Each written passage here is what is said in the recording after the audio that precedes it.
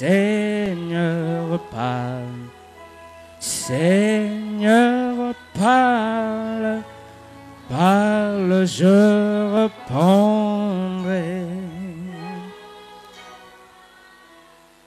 Dieu notre Père Céleste, nous disons merci de tout cœur pour cette occasion que nous as donnée.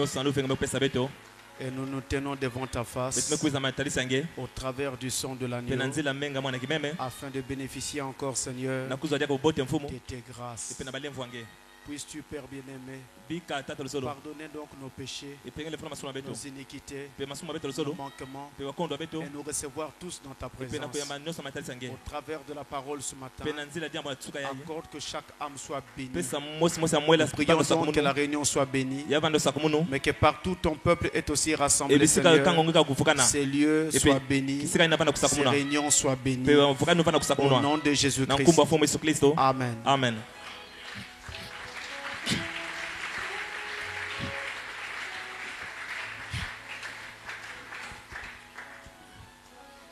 Je vous salue tous au nom de Jésus-Christ. Alors nous nous levons pour prendre la parole. Matthieu chapitre 26. Nous allons lire à 3 endroits dans ce chapitre. Nous allons d'abord prendre le verset 17. Ensuite, nous prendrons les versets 20 et 21. Et enfin, nous prendrons les versets 26 à 29. Donc, nous commençons par lire le verset 17. Après, nous prendrons les versets 20 et 21. Et enfin, nous prendrons les versets 26 jusqu'à 29. Nous lisons donc au nom du Seigneur Jésus. Le premier jour des pains sans levain, les disciples s'adressèrent à Jésus pour lui dire: où veux-tu que nous te préparions le repas de la Pâque? Alors nous allons verset 20 et 21. Le soir étant venu, il se mit à table avec les 12. Pendant qu'il mangeait, il dit: je vous le dis en vérité, l'un de vous me livrera. Verset 26 à présent. Pendant qu'il mangeait, Jésus prit du pain et après avoir rendu grâce, il le rompit et le donna aux disciples en disant: prenez, mangez, ceci est mon corps. Il prit ensuite une coupe et après avoir rendu grâce, il la leur donna en disant: buvez-en tous, car ceci est mon sang, le sang de l'alliance qui est répandu pour plusieurs pour la rémission des péchés. Je vous le dis, je ne boirai plus désormais de ce fruit de la vigne jusqu'au jour où j'en boirai du nouveau avec vous dans le royaume de mon Père. Amen. Que Dieu bénisse sa parole. Vous pouvez vous asseoir, merci. Alors ce matin, nous voudrions aborder une leçon que nous allons prendre peut-être pendant quelques jours pour nous permettre de nous préparer à la Sainte Seine qui doit avoir lieu dans la nuit du 31 au 1er janvier. Il est donc important que nous sachions comment nous approcher de la table du Seigneur. C'est pourquoi ce matin nous voulons enseigner et vous préparer à cela.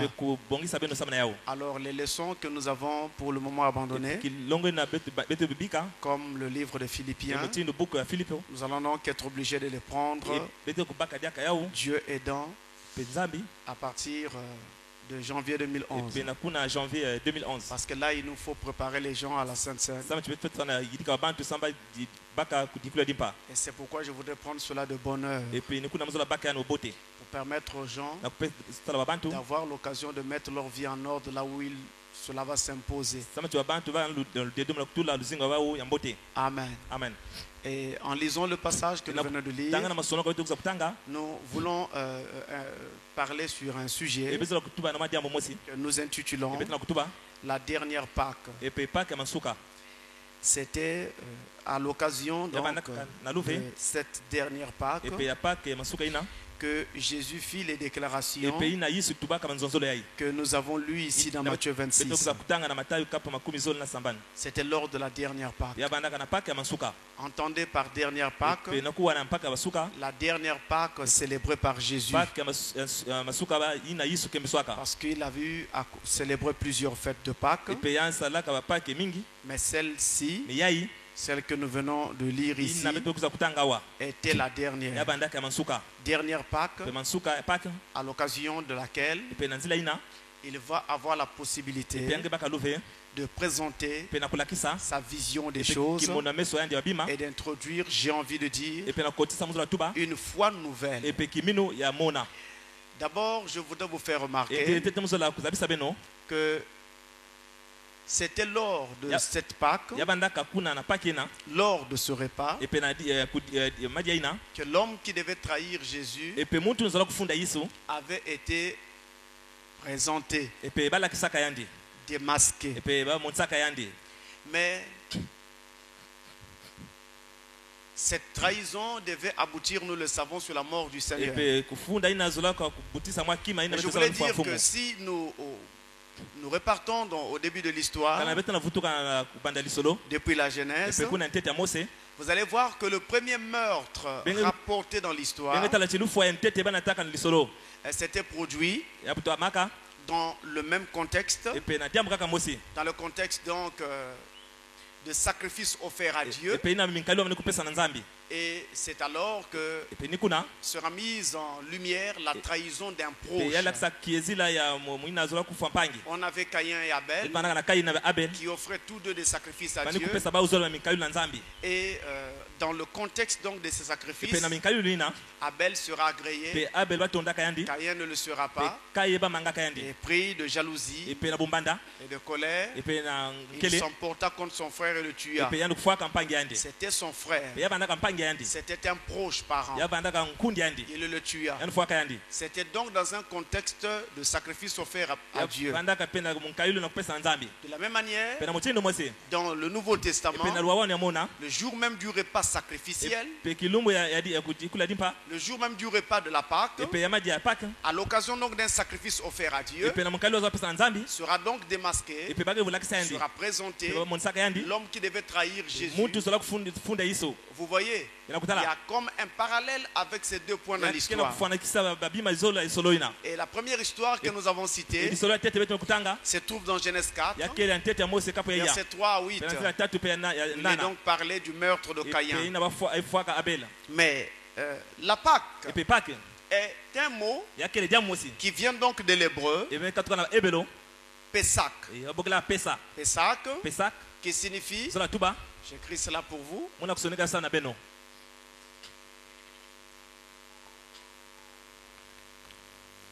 donc P-E-S-A-K-H, Pesach. Et Pesach qui signifie passer outre, passer par-dessus, ou tout simplement passer en épargnant. Et c'est dans Exode 12, verset 13, que ce terme a été utilisé. Rappelez-vous que l'Ancien Testament était écrit en hébreu et le Nouveau Testament était écrit en grec. Maintenant, donc dans l'original hébraïque de la Bible, dans l'Ancien Testament, dans le passage que je viens de citer, Exode 12, verset 13, on utilise donc le terme Pesach pour parler de la Pâque. Et Pesach qui signifie passer en épargnant, passer par-dessus, passait outre. Donc l'ange de la mort devait passer. Mais à cause d'un signe particulier qu'il trouvait sur une maison, alors il épargnait cette maison. Il passait par-dessus. Il passait outre et ne touchait aucun des membres de cette maison. Et la Pâque était et est toujours l'une des fêtes de l'Éternel observée par les Juifs. C'était donc dans la liste de Lévitique 23, la première des 7 fêtes de l'Éternel. Elle était la première. Elle était suivie des pains sans levain. Et comme cela se passait, les pains sans levain avaient lieu le soir même de la Pâque. C'est pour cette raison que dans tout le Nouveau Testament, la Pâque et les pains sans levain sont donc appelés du même nom. Et on disait le jour de la Pâque, le jour des pains sans levain. On disait parfois cela. Donc on attribuait le même nom à la Pâque et aux pains sans levain. Parce que ces deux fêtes étaient très très proches. Donc après la Pâque venaient les pains sans levain. Après les pains sans levain venait donc la fête des prémices, qui était encore appelée la fête de la gerbe agitée. C'était la 3e fête. La 4e fête était appelée fête de Pentecôte. C'était donc la fête au cours de laquelle on célébrait donc les moissons. Et c'est pour cela que cette fête est également appelée la fête des moissons. Et après cela venait la 5e fête, la fête des trompettes. La 6e était la fête des expiations, qu'en hébreu on appelle Yom Kippour, c'est-à-dire le jour des expiations. Et la dernière fête, c'est la fête des tabernacles. Amen. Alléluia. Voilà pour les 7 fêtes. Donc la Pâque ici était donc la première de ces fêtes. La toute première. Elle se déroulait au mois d'Abib. Mais je tiens à dire que le mois d'Abib dans la Bible est encore appelé le mois de Nisan. Donc, on dit Abib comme vous l'entendez, mais on dit aussi le mois de Nisan. Voyez-vous? Et cela correspond donc chez nous à la nouvelle lune de mars-avril. C'est-à-dire la période qui va du 15 mars au 15 avril. Voilà pourquoi on dit que le mois d'Abib, c'est le mois d'avril. Et qu'on dit aussi quelquefois que le mois de Nisan, c'est le mois de mars. Mais le mois d'Abib et le mois de Nisan, c'est le même mois. C'est la même période. Et Abib était donc l'ancien nom. Et Nisan, c'est le nouveau nom de ce mois-là. C'est pourquoi à un moment donné dans l'histoire de la Bible, vous allez voir disparaître le mot Abib. Et c'est plutôt Nisan qui prend toute la place. Parce que le mot Nisan cédait sa place à, plutôt Abib cédait la place à Nisan. Voilà donc le mois pendant lequel, le mois au cours duquel se déroulait la fête de Pâques. C'était le premier mois de l'année religieuse juive. Parce que chez les Juifs, ils avaient 2 périodes dans l'année. Ils avaient ce qu'on appelait l'année religieuse, qui s'ouvrait donc en avril ou en mars, c'est-à-dire au mois d'Abib ou de Nisan. Et il y avait aussi l'année civile, qui s'ouvrait au mois de Tissiri, qui correspond au mois d'octobre. Donc vous voyez, ils avaient ces 2 années-là. Alors on parlait de l'année religieuse et de l'année civile. Donc quand l'année religieuse commençait, elle commençait au mois de Nisan et s'ouvrait par cette fête de Pâques. Donc au cours de cette fête de Pâques, on devait donc immoler un agneau. Et comme cet agneau était immolé à l'occasion de la fête de Pâques, alors cet agneau était appelé l'agneau pascal. Pascal venant du mot Pâques. Et cet agneau devait être pris dès le 10e jour du mois, c'est-à-dire le 10 nisant. On prenait l'agneau.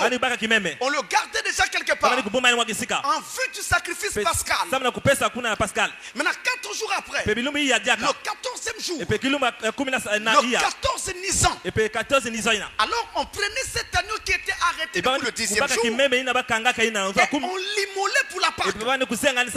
Donc l'agneau était pris le 10e jour et il était offert en holocauste le 14e jour. Donc, si vous voyez bien, on a un espace de 4 jours. Mais cela n'est pas là pour rien. Dieu ne fait rien pour rien. Et cet agneau pascal qui devait être donc arrêté le 10e jour, offert en holocauste, le 14e jour, devait être un agneau mâle. Selon les lois de l'Ancien Testament, un agneau mâle. Un agneau mâle est sans défaut. Un agneau qui devait être le premier-né de la brebis. Et il devait être âgé d'1 an. C'est-à-dire, pourquoi âgé d'1 an? C'était pour être sûr que cet agneau n'avait jamais porté le joug et n'avait jamais servi à autre chose. Et alors il devait servir uniquement au sacrifice pour lequel il était destiné. C'est pourquoi il devait être âgé d'1 an. Un jeune agneau. Il devait tenir le premier-né de la brebis. Donc on ne devait pas prendre la seconde portée, mais on devait prendre la première portée de la brebis. Les premiers agneaux qu'il mettait bas. Et il devait être mâle et non pas femelle.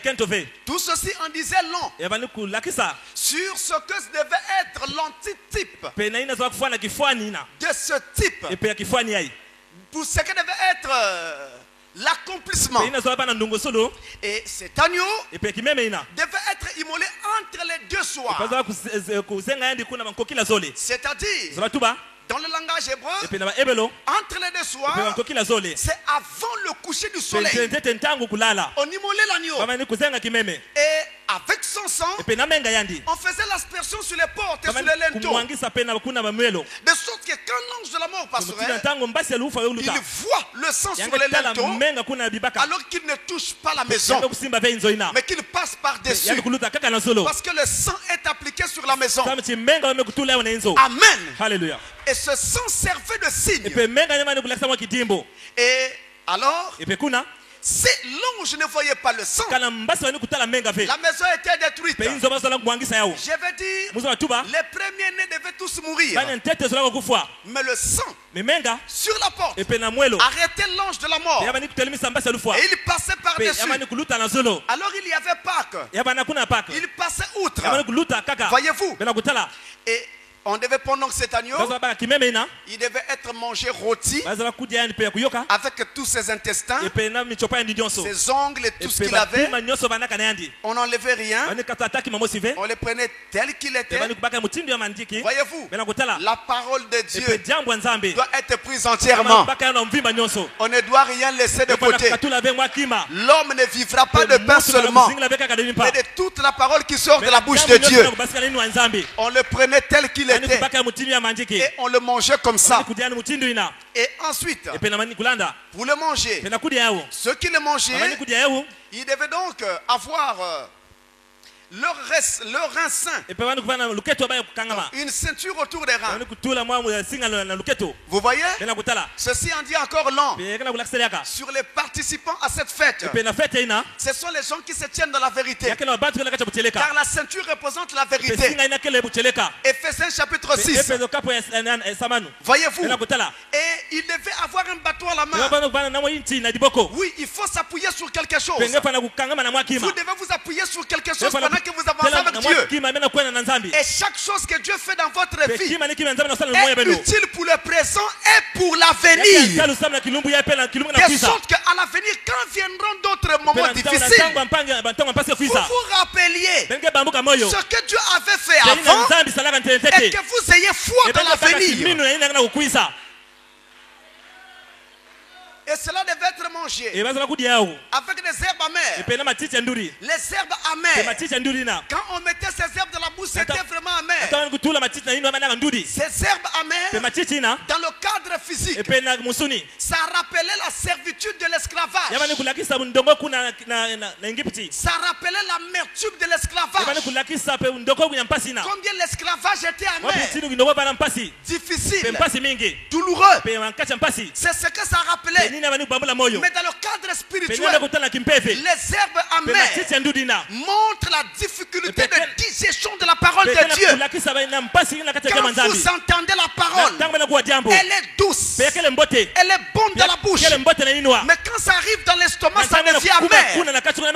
C'est-à-dire quand il s'agit de la fibre, ce n'est pas toujours facile. Voilà comment devait être mangé la Pâque. Et cela devait être mangé à la hâte. Et les participants prêts à partir. Parce qu'ils commençaient leur voyage. C'était très tôt le matin. Ils commençaient leur voyage. Et ils mangeaient donc cette Pâque pendant la nuit. C'était pendant la nuit que cela se prenait. Pas le jour, la nuit. Je répète, c'était pendant la nuit qu'on mangeait cette Pâque, pas les jours. Mais je voudrais revenir un instant sur l'agneau immolé, sur l'agneau pascal. Cet agneau devait être mâle. Comprenez-moi bien. Il devait être un agneau mâle et non pas femelle, mais mâle. Le premier-né de la brebis. Et il devait être un agneau sans défaut. Un agneau qui n'avait jamais porté le joug. Mâle, sans défaut, premier-né de la brebis. Mais plus tard dans l'histoire, quand Dieu a voulu maintenant accomplir ceci, nous avons vu quelqu'un marcher sur les rives de Galilée. Et le prophète de Dieu, Jean le Baptiste, l'a présenté au monde en disant: voici l'agneau de Dieu qui ôte les péchés du monde. Les gens se sont retournés pour regarder. Ils ne voyaient pas un agneau à quatre pattes. Ils voyaient quelqu'un qui venait avec deux pieds. Ils ne comprenaient pas que c'était lui l'agneau de Dieu. Parce que l'agneau de l'Ancien Testament n'était qu'un type du Seigneur Jésus-Christ. Il était mâle. Et Jésus était mâle également. L'agneau était sans défaut. Jésus était sans défaut. Il a dit aux pharisiens: qui me convaincra des péchés? En d'autres termes, qui peut pointer le doigt sur ma vie et dire que j'ai péché ici ou j'ai péché là? Personne. Amen. Alléluia. À tel point que même quand il était arrêté dans le prétoire de Pilate, on l'a présenté comme étant l'homme parfait. Voici l'homme. Amen. Alléluia. Voici l'homme parfait en qui il n'y a pas de défaut. Et cet agneau de l'Ancien Testament devait être le premier-né de la brebis. Et Jésus était le premier-né de Marie, la brebis du Seigneur. Marie a eu d'autres enfants après Jésus. Mais avant Jésus, Marie n'avait pas d'enfants. Elle était vierge. Vous comprenez? Et ensuite Jésus est né. Et après la naissance de Jésus, Marie est restée vierge.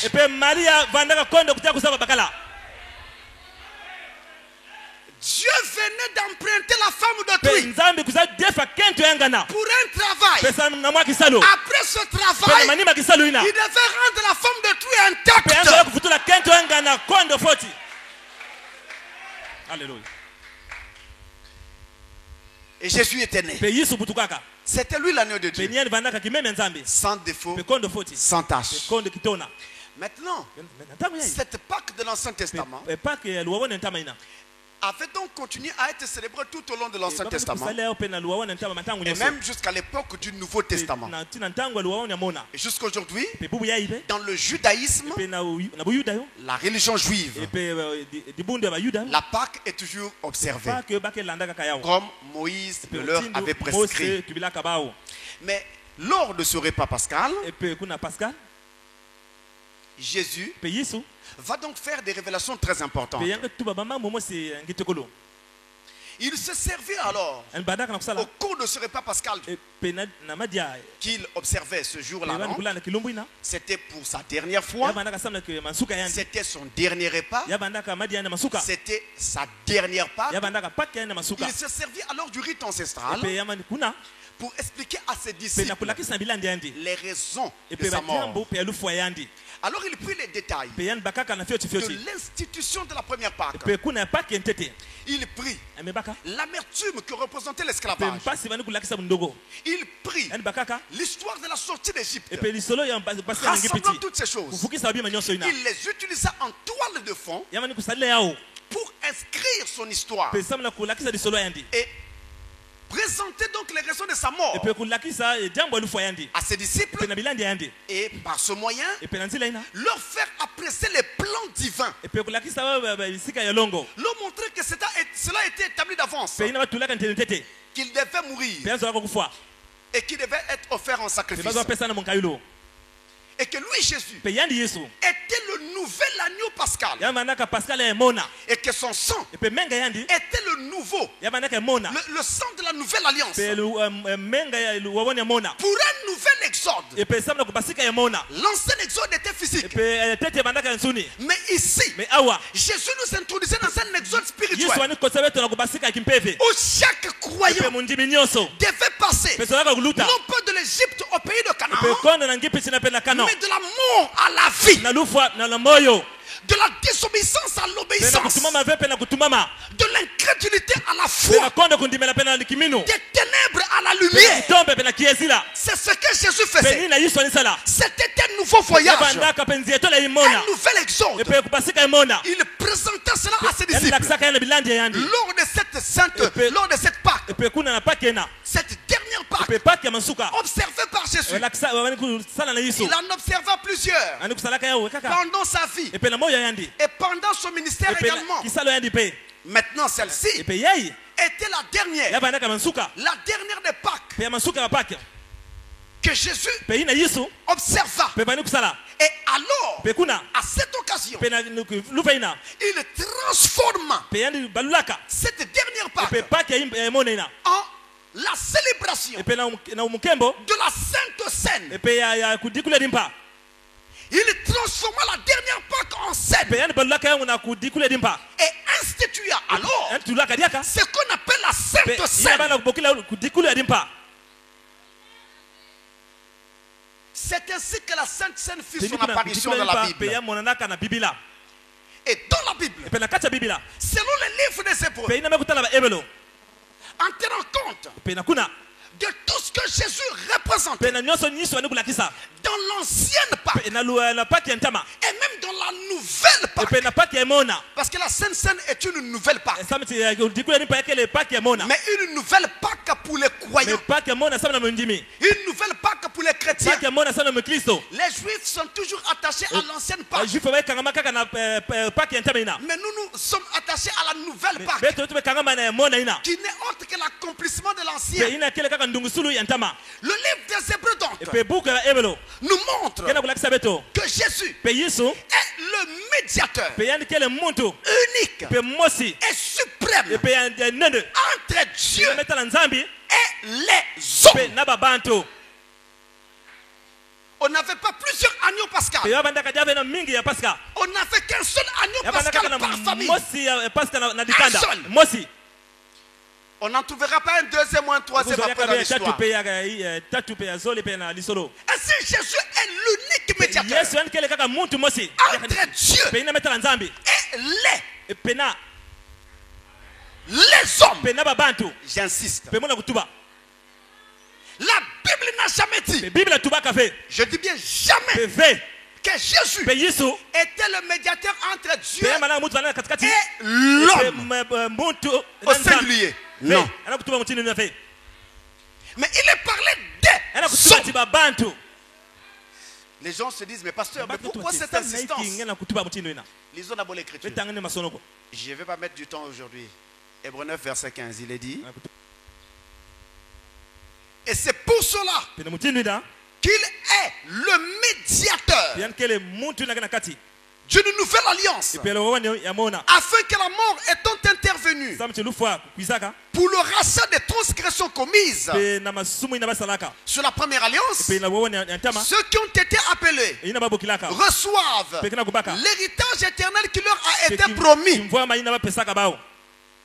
Il est le médiateur, celui qui fait le pont entre Dieu et les hommes.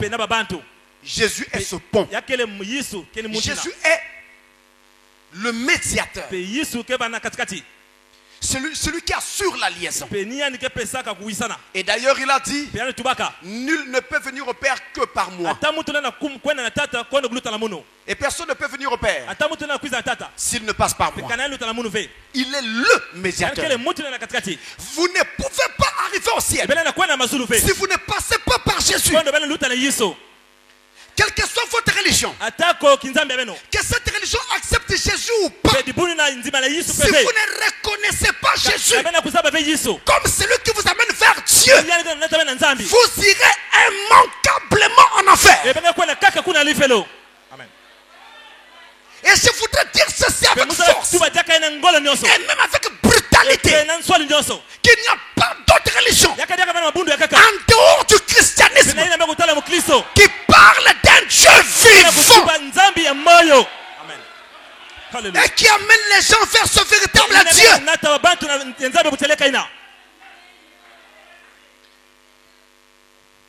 Jésus, le seul véritable Dieu.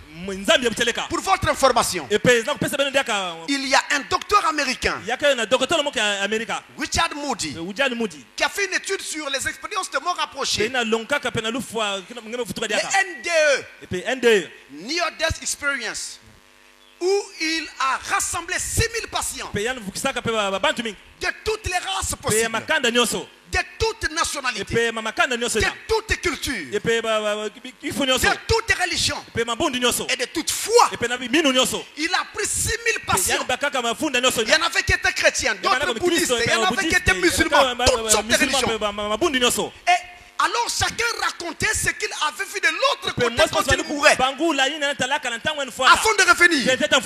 Et même les musulmans, tout le monde, ils ont déclaré que quand ils se rendaient de l'autre côté, ils se retrouvaient en face d'un grand être de lumière, appelé le Fils de Dieu. Et à leur retour, quand Dieu permettait qu'il revienne à la vie, il changeait de foi, il devenait chrétien, il comprenait que l'histoire de la Bible du Fils de Dieu est la seule vérité.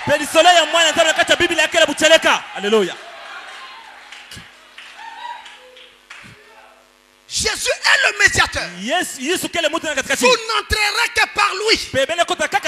Hors de lui, personne ne peut entrer.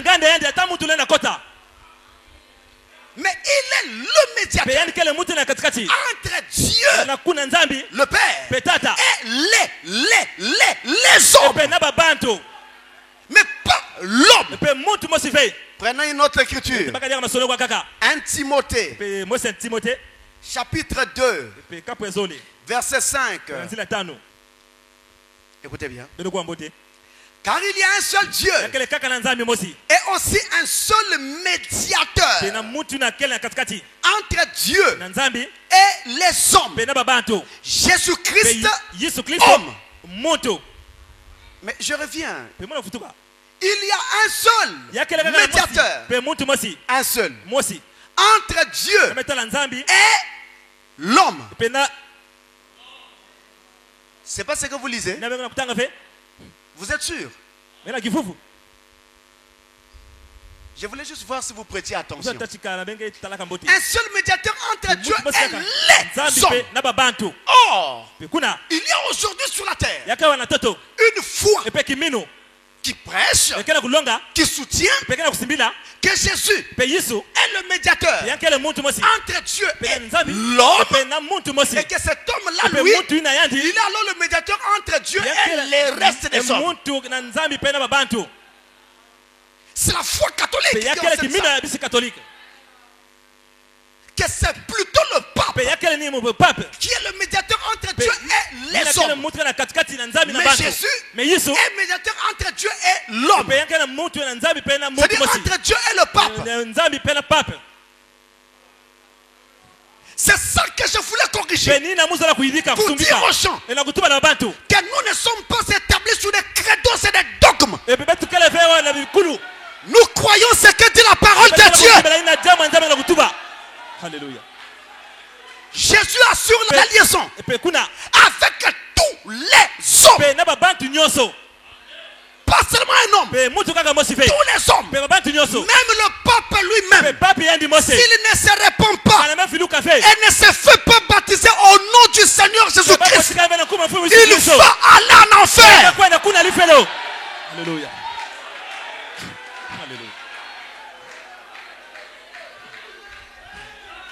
Alléluia. Nous n'avons qu'un seul médiateur. Et c'est Jésus-Christ. La Bible est claire. La Bible est précise. La Bible ne dit pas que maintenant c'est Jésus. Mais au temps de la fin, quand les 7 tonnerres seront révélés, l'homme que Dieu utilisera pour divulguer le mystère sera le médiateur. Alléluia. La Bible n'a pas dit ça, monsieur. C'est pourquoi ici il n'y a pas de place pour William Branham. Il n'y a que Jésus. Et Jésus seul. Alléluia. Branham n'est pas notre médiateur. C'est Jésus qui est notre médiateur. Je vous lance un défi. Ceux qui parlent de Branham en tant que Dieu ou médiateur, prenez 2 personnes dans votre assemblée. Priez en priant que le Saint-Esprit baptise ces âmes-là. Priez au nom de Branham. Si le Saint-Esprit descend et rentre à ces âmes, au nom de Branham, j'arrête de prêcher. Alléluia. Prenez un malade, vraiment malade, amenez-le là. Priez au nom de Branham. S'il se relève, j'arrête de prêcher. Alléluia. Il n'y a qu'un seul nom que Satan peut craindre. Ce n'est pas le nom de Branham. Ce n'est pas le nom de Francis. C'est le nom de Jésus-Christ. Alléluia.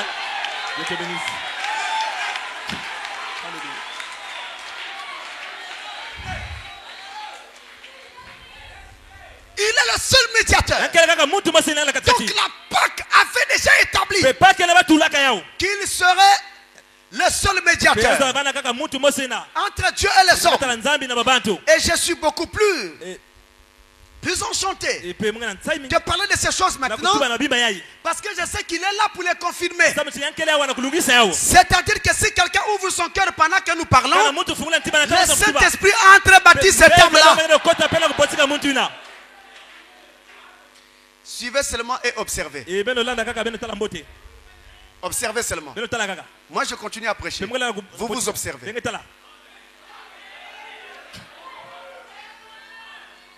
La Pâque avait aussi établi que par la mort de Jésus, son sacrifice mettrait fin à tous les autres sacrifices.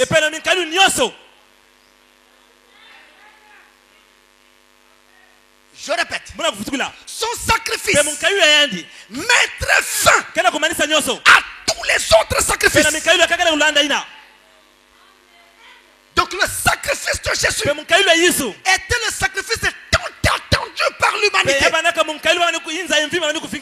Les prophètes de l'Ancien Testament avaient tous voulu voir son jour. Et Jésus a même dit qu'Abraham vit son jour. Être sailli de joie. Il le vit en esprit. Parce que tous attendaient sa venue. Mais ils ne l'ont pas vu. Et quand il est venu, il a mis fin au sacrifice. Alléluia. Il a terminé avec le sacrifice. Lisons d'abord l'écriture. Dans le livre des Hébreux, au chapitre 9,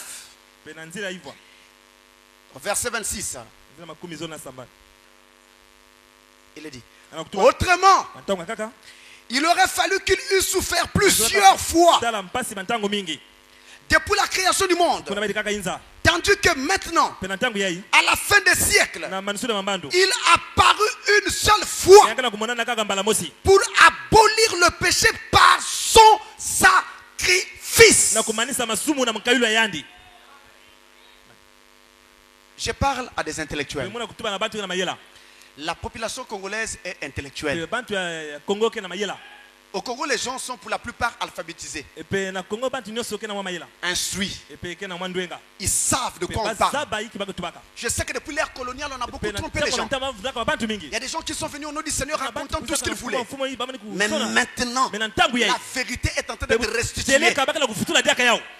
Le sacrifice de Jésus a mis fin à tous les sacrifices. Alors je pose la question: d'où viennent le paiement des sacrifices pour devenir membre?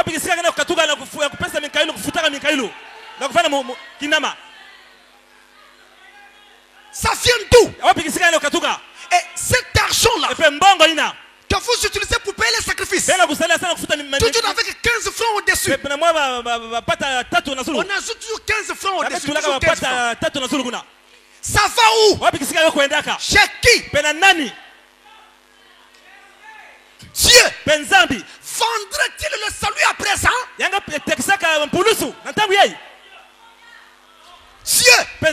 a-t-il une banque au ciel où il garde les CFA? Où va cet argent concrètement? Ils sont des milliers. Il y en a qui sont membres ordinaires. D'autres sont membres confirmés. Membres confirmés de l'enfer.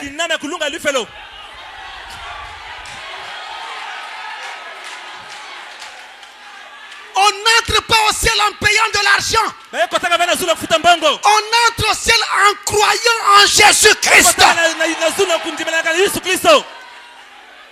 La mort de Jésus a mis un terme au sacrifice. Plus question de payer les sacrifices. Si vous voyez quelqu'un qui vous demande de payer des sacrifices, c'est un démon en chair.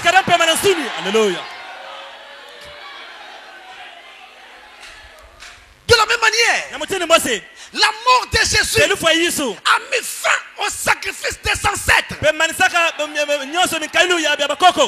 Quand nos vieux parents venaient derrière la maison, mâchaient le cola et jetaient la partout. Et ensuite ils répandaient des eaux et faisaient des grimaces.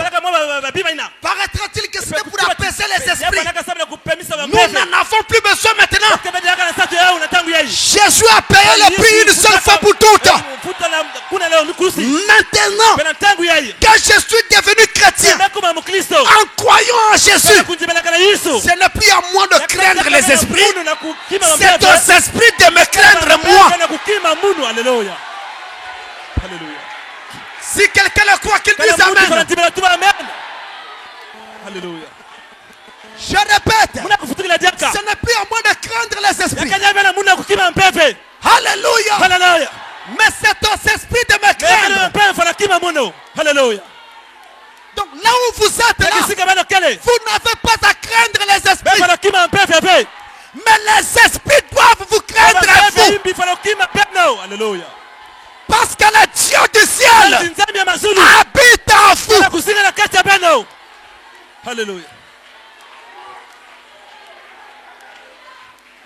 finit avec les sacrifices. Non, on va protéger la maison. On met des fils, on met les os de poulet. Mais l'os du poulet là, les souris viendront la manger. Alléluia. L'os du poulet que moi j'ai mangé, ça va me protéger comment? Tout ça c'est des histoires. Plus de sacrifices. Jésus a payé le prix une fois pour toutes. Et maintenant, nous sommes connus du ciel. Mais nous sommes aussi connus de l'enfer. C'est-à-dire que l'enfer sait que s'il y a des gens qu'il faut craindre ici-bas, c'est ceux-là qui ont les 7 tonnerres dans leur cœur.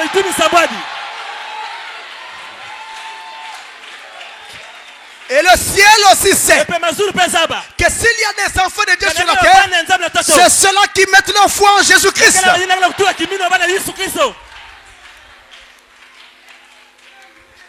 C'est aussi simple que ça. Et c'est ça le message de Dieu. Amen. Alléluia. Alors il a institué la scène. La Sainte Seine. Sainte Seine qui vient, le mot scène, qui vient du latin. En français, nous disons scène. Ça c'est en français. Mais ça vient du latin. Cena. Qui signifie tout simplement le repas du soir. C'est-à-dire un souper. Voilà votre scène. Et dans la Bible, cette scène a donc pris plusieurs appellations. Elle a été appelée Sainte Seine. L'expression Sainte Seine, on a ajouté un adjectif à scène. L'adjectif sainte pour indiquer, pour souligner le caractère sacré de ce repas. C'est la même chose quand on dit Saint-Esprit. Et parfois on dit Esprit Saint. Et les gens font la différence entre les deux. C'est entièrement faux. Ici, le mot saint est un adjectif placé pour qualifier ce mot-là, pour indiquer le côté sacré de cet esprit. Donc, quand on dit Saint-Esprit, on veut dire que cet esprit-là est saint. Et quand on dit Esprit Saint, c'est exactement la même chose. Amen. C'est comme quand on dit Jésus-Christ. C'est la même chose que le Christ est Jésus. C'est la même chose. Même si vous intervertissez les termes gardent leur explication. Voilà votre Sainte Seine. Elle a encore été appelée le repas du Seigneur. Et cette appellation a été tirée de 1 Corinthiens 10, le verset 21. C'est là qu'on a tiré cette nouvelle appellation. Au lieu de Sainte Seine, on dit parfois le repas du Seigneur. Et comme c'est un repas qui se prend le soir, voilà pourquoi, au lieu de dire tout simplement repas du Seigneur, on dit parfois le souper du Seigneur. Parce que le repas du soir s'appelle un souper. Le souper du soir, le repas du Seigneur, souper, parce que ce repas se prend la nuit, le soir. À côté de cela, on a eu une appellation moderne, la communion. C'est une appellation plutôt moderne. Les premiers croyants ne la connaissaient pas. Elle semble prêter à confusion. Mais c'est une nouvelle appellation. Et on ne peut faire autrement. Nous l'admettons. Et elle a été tirée de 1 Corinthiens 10. Verset 16. C'est de là qu'on a tiré cette nouvelle appellation. Et que la Sainte Seine est devenue la communion. Mais pourquoi j'ai voulu marquer la nuance? C'est parce que normalement, communion n'était pas un terme approprié à cette fête. Parce que communion vient de communier. C'est-à-dire parler avec quelqu'un, causer avec quelqu'un. Dans la Sainte Seine, il s'agit de manger et non pas de causer. C'est ça la différence. C'est pourquoi je marquais la nuance. Mais cette appellation moderne s'est établie. Et ça a été tiré de ce passage que j'ai cité. Frère Branham l'a utilisé. Pasteur Francis l'utilise aussi. Amen. Alléluia. Et la Sainte Seine est l'une des 3 ordonnances que Jésus a laissé donc à son église. Et que son église doit observer physiquement. Il n'y a que ça. Il n'y en a pas d'autre. On a d'abord le baptême d'eau. C'est tiré de Actes des Apôtres chapitre 2. Versets 37 à 39. Ça c'est le baptême d'eau.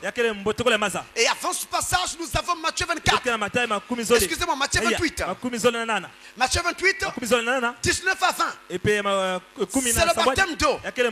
Ordonnance laissée par Jésus que les chrétiens doivent observer physiquement.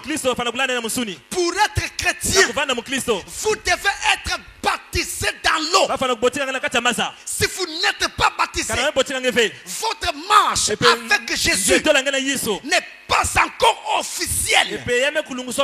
Autrement dit, devant Dieu, vous n'avez pas encore pris l'engagement de marcher avec lui. Deuxième ordonnance, le lavement des pieds. Jean chapitre 13, verset 2 à 15. Là on nous parle du lavement des pieds. On dit aussi lavage des pieds. Les deux expressions tiennent. Lavement des pieds ou lavage des pieds. Et alors, c'est la deuxième ordonnance que nous devons observer physiquement. La troisième et dernière ordonnance, c'est donc la Sainte Seine. La scène en latin que nous devons observer physiquement. Le repas du Seigneur. Il n'y a donc pas d'autres ordonnances. Il n'y a pas les histoires de genre. Marcher à 4 pattes pour espérer obtenir la faveur de Dieu. Entrer dans une église en marchant sur ses genoux, c'est des sacrifices inutiles. Se mettre des scarifications sur le corps, ça n'existe pas. Les neuvaines et tout ce que vous connaissez, les rosaires, c'est de la souffrance inutile. Les jeûnes de 40 jours où les gens meurent même en jeûnant, c'est une bonne preuve que Dieu n'est pas là dedans. Pourquoi mourrait-il si Dieu était là dedans? C'est les fabrications des hommes. Il n'y a pas un seul passage sur la Bible qui ordonne aux croyants de jeûner pendant 40 jours. Il n'y en a pas. Il est dit que Jésus jeûna 40 jours, mais il n'a pas été ordonné à l'église de jeûner pendant 40 jours. Moïse montait sur la montagne, enleva ses souliers parce que Dieu les lui demanda. Mais il n'est parti aux Hébreux d'enlever leurs souliers quand il est entré dans le temple. Vous voyez, Dieu demande ça à son prophète, mais ne le demande pas à toute l'assemblée. Il n'y a pas un passage qui demande de jeûner pendant 40 jours. Il n'y a même pas un passage qui demande directement de jeûner.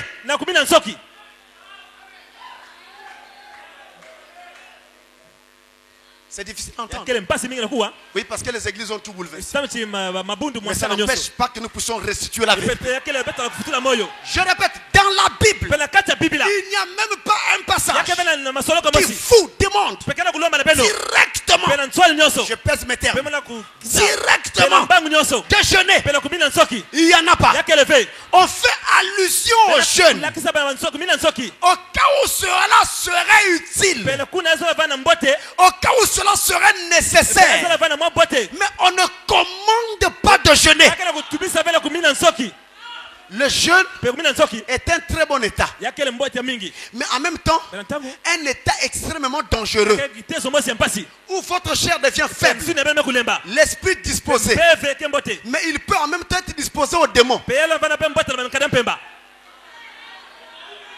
C'est ça le problème. Voilà pourquoi vous ne devez jeûner que si vous en sentez le poids sur votre cœur. Quand Dieu vous demande de le faire, quand vous en sentez le fardeau, si ce n'est pas le cas, ne mourrez pas. Ne mourrez pas. Vous allez dire que Dieu vous a abandonné. Il ne vous a pas abandonné. Vous aurez des maux d'estomac, des maux de tête, des tensions artérielles, toutes sortes de choses. Parce que Dieu n'a pas commandé ça. Ce n'est pas une petite affaire.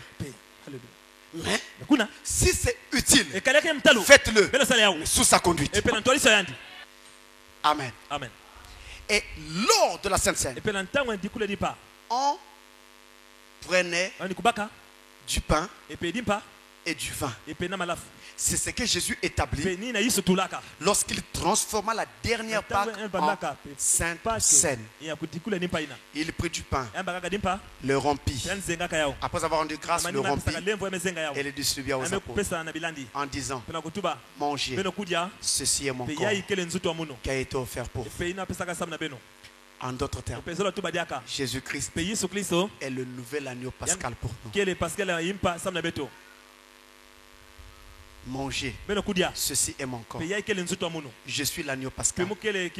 Mangez. Dans l'Ancien Testament, on offrait un agneau. Maintenant, je n'offre pas d'agneau parce que c'est moi l'agneau. Et comme vous ne pouvez physiquement manger ma chair, alors je vous donne un symbole de ma chair. Du pain. Mangez. Ceci est mon corps. Vous comprenez toute la philosophie.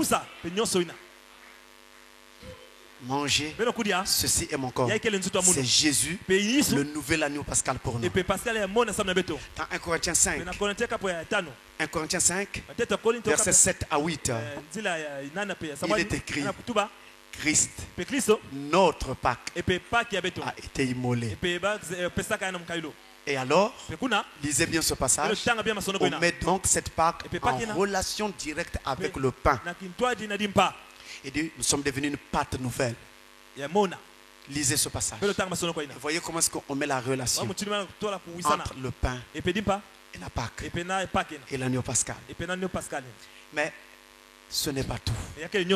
Le pain ne symbolisait pas seulement le corps de Jésus. Le pain était aussi le type de l'Église. 1 Corinthiens 10, verset 17. Le type de l'Église. Je vais lire cela. Puisqu'il y a un seul pain, nous qui sommes plusieurs, nous formons un seul corps. Car nous participons tous à un même pain. Le pain est le type de l'Église aussi, pas seulement le type de Christ. En étant le type de l'Église et étant entendu qu'il n'y a qu'un seul pain, alors ce pain est le symbole de l'unité de l'Église. Et le jour de la Sainte Seine, ce pain est présenté à Dieu, fait en plusieurs galettes venant de la même pâte. C'est pourquoi on parle du même pain. Et il est alors fractionné. Et nous avons plusieurs morceaux, voire même des milliers de morceaux. le même pain fractionné en plusieurs morceaux pour indiquer la diversité de l'église. La même église, le même pain, mais plusieurs membres, plusieurs morceaux de pain. Et chaque membre avec une particularité, avec un don particulier de Dieu, une grâce particulière de Dieu. Plusieurs morceaux. C'est pourquoi nous mangeons du pain lors de la Sainte Seine. Type de Christ, mais type de l'église aussi. Et on prend aussi du vin. Le vin qui est ici, le sang des raisins. Le sang des raisins. Je vais dire le jus des raisins. Et ici, c'est donc un type du sang de Christ qui est établi en sang de la nouvelle alliance. Il y avait une première alliance qui était faite du sang des boucs et des taureaux. Et ce sang-là n'enlevait pas le péché. Il était imparfait. Maintenant, le sang nouveau apporté par Jésus est parfait. Ne couvre pas seulement les péchés, mais il enlève les péchés. C'est ça le sang de la nouvelle alliance, représenté par le vin que nous prenons le jour de la Sainte Seine. Et ce vin est fait à partir des raisins. On ne prend pas le vin de Sovenco. Ce n'est pas un vin qu'on peut utiliser lors d'une Sainte Seine. On ne prend pas de la grenadine. La grenadine n'est pas du vin. C'est un colorant. Ça n'a rien à voir avec le vin de la Sainte Seine. De même, le jour de la Sainte Seine, on ne peut pas prendre la Sainte Seine avec une tam-tam. Non. On ne peut pas mettre le baron de Madrid. Ce ne sont pas des vins à utiliser. Mais on doit fabriquer ce vin. Un saint doit fabriquer ce vin. L'apprêter pour qu'il soit utilisé la nuit de la Sainte Seine. Et la fabrication prend environ 2 semaines. C'est tout un processus, étape par étape jusqu'à la finition. Et c'est ce vin-là que nous prenons souvent ici à la Sainte Seine, tiré directement du raisin et fabriqué avec une recette originale, la même recette qu'utilisait le Branham Tabernacle. Donc on n'achète pas le baron de Madrid. On n'achète pas le sangria. Ou alors le vin de Sovenco. Je n'ai rien contre eux. Ils vendent leur vin de Soulard, il n'y a pas de problème. Mais nous fabriquons le vin de la Sainte Seine nous-mêmes. Et on le fait à base de raisins. Et le jour que vous venez prendre ce vin, vous sentirez qu'il sera différent de tout autre vin. Parce que c'est un jus de raisin. Il sera fort. C'est vrai. Mais il est tiré des raisins. Et là, nous devons déjà commencer sa fabrication dans quelques jours. Maintenant, le pain est fabriqué le jour même de la Sainte Seine. La Sainte Seine a lieu la nuit. Le pain est fabriqué le même jour, le 31 décembre de la journée. Et quand on fabrique ce pain, la personne qui fabrique ce pain, tout comme le vin, doit être enfermé dans un endroit où personne ne lui parle, coupé de tout contact extérieur. Et il prie, chante pendant qu'il est en train de faire ces choses. Il ne doit penser à rien d'autre qu'au Seigneur. Il doit être consacré parce qu'il s'agit de quelque chose de sacré à fabriquer. Et ainsi, on ne prend pas le pain de boulangerie de la place pour venir donner aux gens. On ne prend pas de biscuits non plus. Le biscuit là, ce n'est pas ça le pain de la Sainte Seine. Tout ça c'est des faussetés. Dans votre biscuit, il y a beaucoup d'éléments qui sont ajoutés. Des arômes, du sucre et plein d'histoires. Mais le pain de la Sainte Seine n'est fait qu'avec du blé et de l'eau propre, de l'eau pure. Il ne faut pas prendre de l'eau mélangée à la polio. De l'eau vraiment propre. Il n'y a que ça. On ne met pas d'huile. On ne met pas de sel. Il n'y a rien. De sorte que quand ce pain sort, c'est une galette. Elle est rugueuse. Quand vous la mettez dans la bouche, vous avez même un peu du mal à la mâcher. Et pourquoi c'est fait ainsi? C'est pour rappeler aux chrétiens les souffrances de Christ sur le bois du calvaire. Ainsi, celui qui vient pour manger ce pain doit être un avec Christ. Pas de biscuits. Ça ressemble à une adoration démoniaque. Une scène avec des biscuits. Ça me rappelle les offrandes que je vois que les pratiquants vont mettre sur les montagnes par-ci par-là pour satisfaire les esprits. À l'époque où nos premiers chrétiens pratiquaient la Sainte Seine, il n'y avait pas de biscuits. Ils faisaient leur pain avec la farine de blé qu'ils avaient. Voilà un autre élément encore. Le pain ne se fait qu'avec de la farine de blé. On n'utilise pas une autre farine. On ne devrait pas prendre de la farine de maïs. On doit utiliser la farine de blé. Je répète, de blé. C'est exigé dans les lois de l'Ancien Testament. Donc tout ça est à observer. Et c'est pourquoi nous avons des lieux spéciaux où nous achetons ces éléments. On doit avoir de la farine de blé, réellement de blé.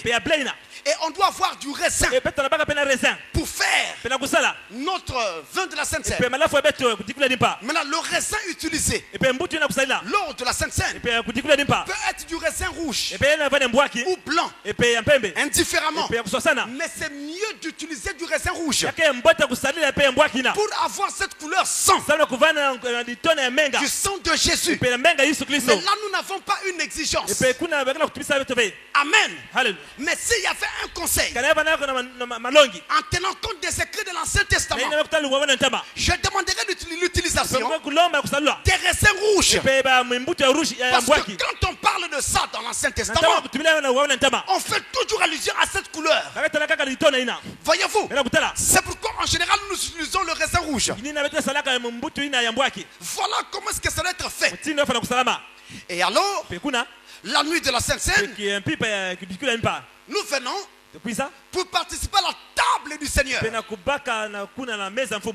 C'est notre nouvelle Pâque. Et tout comme la Pâque de l'Ancien Testament était une commémoration de la sortie d'Israël du pays d'Égypte, une commémoration de la délivrance de l'esclavage égyptien. Alors, la Sainte Seine, notre nouvelle Pâque, est également une commémoration. Une commémoration de notre délivrance du péché à la croix de Golgotha. Ce qui fait que la personne qui vient prendre la Sainte Seine doit impérativement être au préalable sauvé. Si vous n'êtes pas né de nouveau, vous n'avez pas droit à la table du Seigneur. Vous venez commémorer quoi? Vous n'avez rien à commémorer. Vous n'êtes pas encore sauvé. Vous êtes encore un païen, un voleur, un escroc, un adultère. Vous venez commémorer quoi? Puisque vous n'êtes pas né de nouveau, vous n'avez rien à commémorer. C'est donc une commémoration, un rappel, un souvenir pour se rappeler comment Jésus nous sauva sur le bois du calvaire. Mais il faut pour cela que vous ayez déjà reçu ce salut, que vous soyez né de nouveau pour avoir droit à la Sainte Seine. C'est-à-dire que vous soyez quelqu'un qui vit de chaque parole de Dieu. Amen. Que vous soyez quelqu'un qui est devenu un avec son agneau. Dans l'Ancien Testament, quand l'adorateur amenait son agneau lors du sacrifice d'expiation ou lors du sacrifice de culpabilité, il amenait l'agneau devant le prêtre, le sacrificateur. Il posait ses mains sur l'animal et confessait son péché. Et alors, le sacrificateur égorgeait l'animal pendant que l'offrant avait ses mains sur l'animal et confessait son péché. Et il voyait comment l'animal se débattait entre la vie et la mort. Comment l'animal luttait pour rester en vie. L'offrant, l'adorateur voyait mourir l'animal et comprenait que c'était cela le sort qui lui était réservé, mais que cet animal prenait sa place. Lui et son sacrifice, il devenait un. Et le prophète dit, chacun d'entre nous doit passer par un tel moment. En tout cas, si vous n'êtes jamais passé par là, vous n'êtes pas encore né de nouveau. En d'autres termes, il faut bien qu'au cours de votre expérience chrétienne, qu'il y ait eu un moment où vous ayez senti tellement la culpabilité du péché et que vous ayez compris que c'est à cause de vous, à cause de ton péché, que Christ est mort, et que vous visiez ces moments d'angoisse à lui sur la croix, et que vous disiez en vous-même, oh Dieu, c'est à cause de moi que tu as fait cela. C'est à cause de moi que tu es mort. Si vous ne ressentez pas ça, vous ne pouvez pas passer de la mort. Vous êtes le même. Vous resterez le même. Et vous pourrez connaître des passages bibliques, mais la vie éternelle ne sera pas en vous. Vous pourrez prier, aller dans une église, mais la vie éternelle ne coulera pas en vous. Parce que vous n'êtes jamais passé par ce moment-là où vous devenez un avec votre agneau. Chacun doit se rappeler quand est-ce qu'il est passé par là. Si ça n'a jamais eu lieu, alors laissez que cela ait lieu ce matin. Ne fermez pas votre cœur. Ne regardez pas ceux qui sont assis à côté de vous. Ici, c'est chacun seul devant son Dieu. C'est toi et Dieu. Toi et Christ. Toi et le Saint-Esprit. Laissez que cela se fasse maintenant. Il y a dans ta vie des choses que tu n'as jamais abandonnées, des choses que tu n'as jamais confessées. Laissez que cela soit abandonné maintenant. Que cela soit confessé maintenant pour que vous passiez de la mort à la vie. Sinon vous n'avez pas droit à la table du Seigneur. Et l'apôtre Paul va plus loin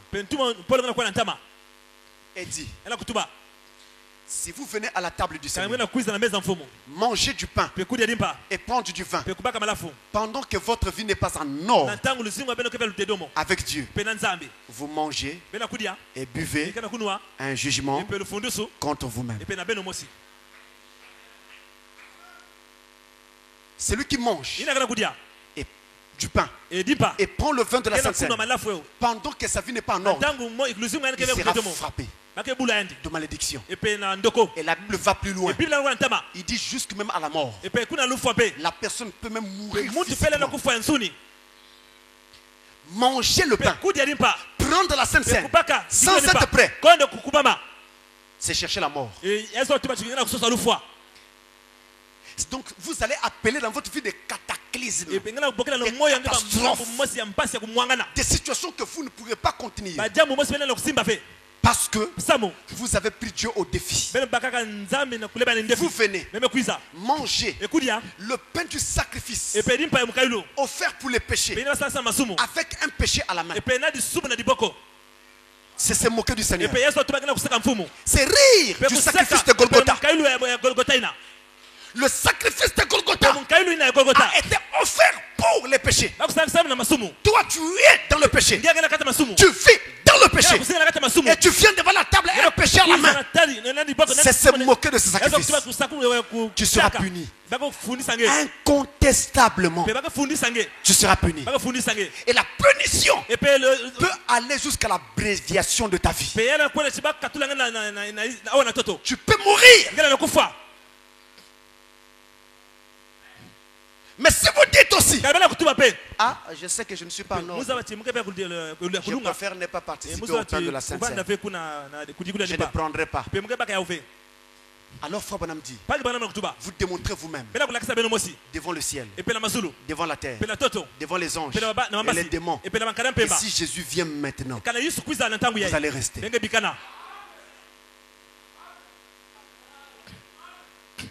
Alors il faut choisir. C'est une confrontation. Personne ne peut échapper. Si tu fabriques la maladie, le jour de la Sainte Seine, tu ne viens pas. Parce que tu étais prétendument malade. Tu as appelé la même malédiction. Donc ne pas participer. Fuir. Ne même pas venir au culte de la Sainte Seine. Amène la même malédiction. Donc la seule chose à faire, c'est de prendre la Sainte Seine. En faisant quoi? En réparant ses torts. Combien de mois de dîmes dois-tu à Dieu? Combien de mois? Dans tous les efforts que tous les autres font, dans le cadre de l'avancement de l'œuvre de Dieu, dans ce tabernacle, vous en connaissez les programmes. Tu dois combien de mois? Mais vous êtes témoin. Et je dis témoin contre vous-même. Qu'aucun administrateur ne prend cet argent pour aller construire sa maison. Jamais. Dans cette église, ça ne se fait pas. Et la preuve vous a été démontrée année après année. Vous voyez, ce qu'on dit, on le fait. Et ce qu'on fait, on le dit. Vous voyez. Vous avez certes vécu beaucoup de déceptions dans les églises. Mais si toutes les églises sont tombées, et si tous les pasteurs sont tombés, alors Dieu est mort. Mais si Dieu est vivant, il faut qu'il y ait encore au moins une église qui se tienne dans la vérité. Il faut qu'il y ait encore au moins un pasteur qui ait à cœur l'œuvre de Dieu. Et vous en êtes témoin. Contre vous-même. Amen. Amen. Quand nous avons déclaré ici qu'il nous fallait dédouaner nos émetteurs pour la télévision, beaucoup de gens ici nous ont fui. Ils s'en ont allés. Ils ont dit cette église en fait un peu trop. Mais maintenant, comment ils font pour suivre Canal 7 chez eux? Quelle bénédiction en tire-t-il? Moi je peux vous dire ceci, que tous ces gens-là, chaque fois qu'ils suivent Canal 7, ils sont maudits. C'est pas moi qui les maudis, c'est leurs propres actes. Choisissez. C'est une confrontation. Prendre la Sainte Seine indignement, avec une vie sale, désordonnée.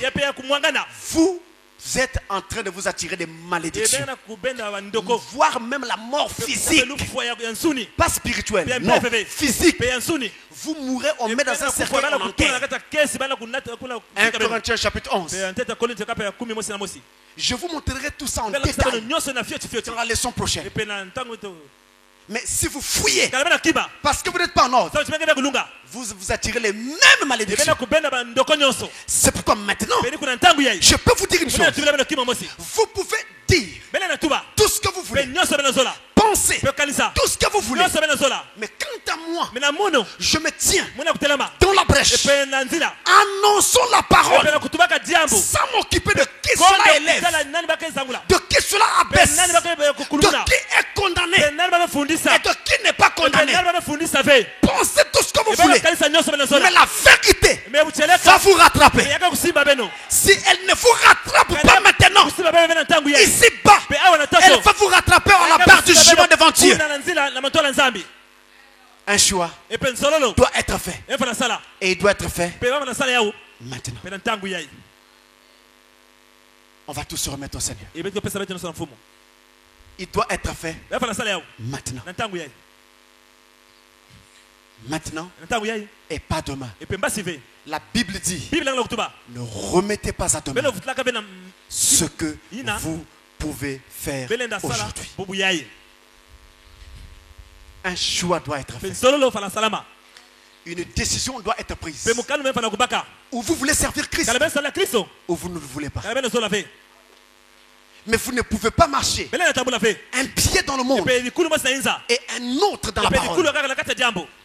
Vous ne pouvez pas avoir un pied dans la parole et un pied dans le monde. Cela ne se peut pas.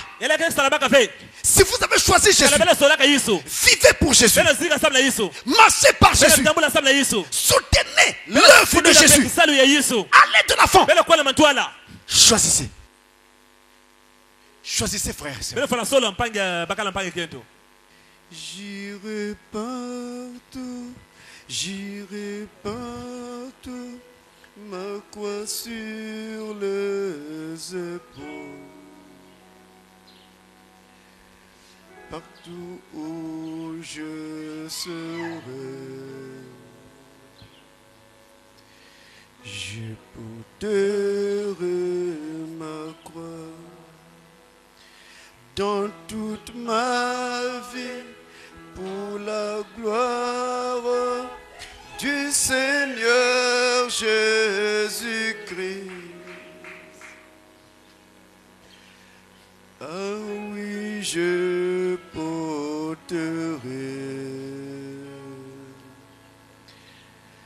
ma croix sur les épaules. J'irai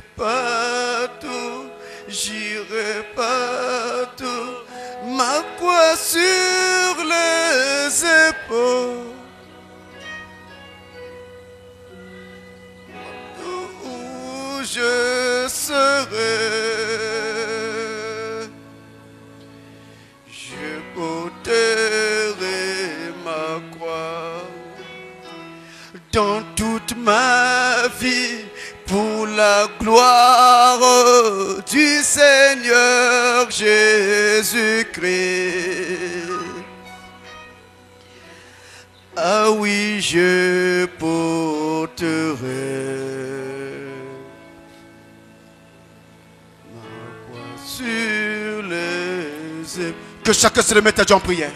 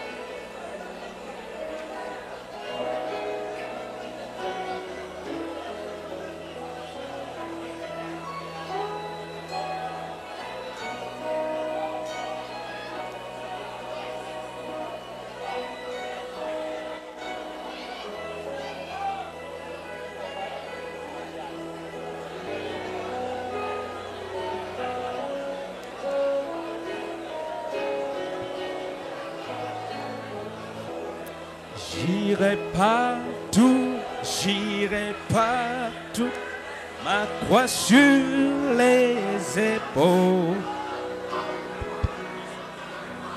Partout où je serai, je porterai ma croix. Dans toute ma vie, pour la gloire du Seigneur Jésus-Christ. Ah oui, je porterai